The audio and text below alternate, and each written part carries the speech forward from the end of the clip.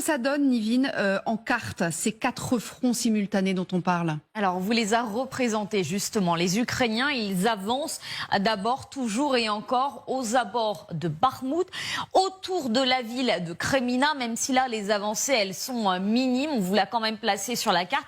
Autour d'Orikiv, dont parlait à l'instant Marianne, mais principalement autour de la ville de Velika Novolivka. Là, vous allez le voir, on va zoomer dans la carte. Cette bande bleue qui correspond au territoire repris par les Ukrainiens, eh bien, elle s'est élargie au fil des semaines.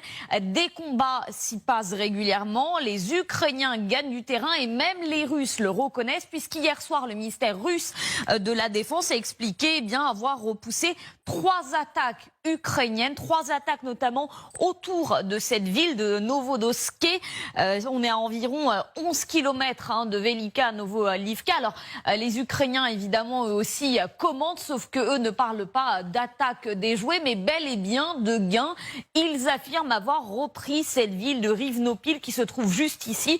Preuve à l'appui avec ces traditionnelles images où l'on voit des soldats posés fièrement, un drapeau à la main, aux abords donc de la ville, à l'intérieur même de cette ville de Rivnovil.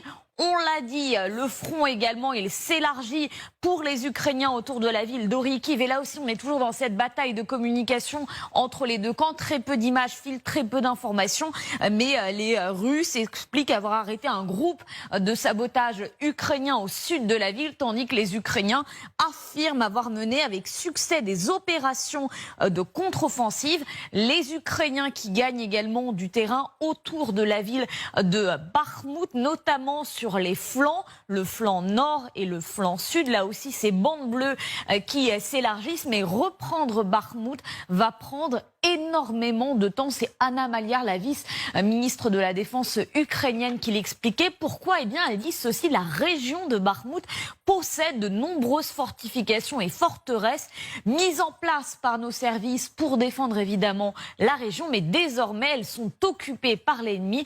Donc libérer ces terres demande un peu plus d'efforts et de patience.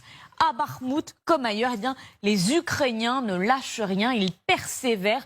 On l'a vu, y compris sur un autre front dont on vous a parlé hier, mais c'est intéressant de vous le resituer. C'est autour du fameux pont d'Antonovski, tout près de la ville de Kherson. Pourquoi c'est très intéressant? Eh bien parce que les Ukrainiens, là aussi, ils sont parvenus à reprendre du terrain. Ils contrôlent une partie du pont, mais également une partie de la rive gauche du Dniepr. On le voit sur le terrain, les Ukrainiens continuent cette fameuse contre-offensive.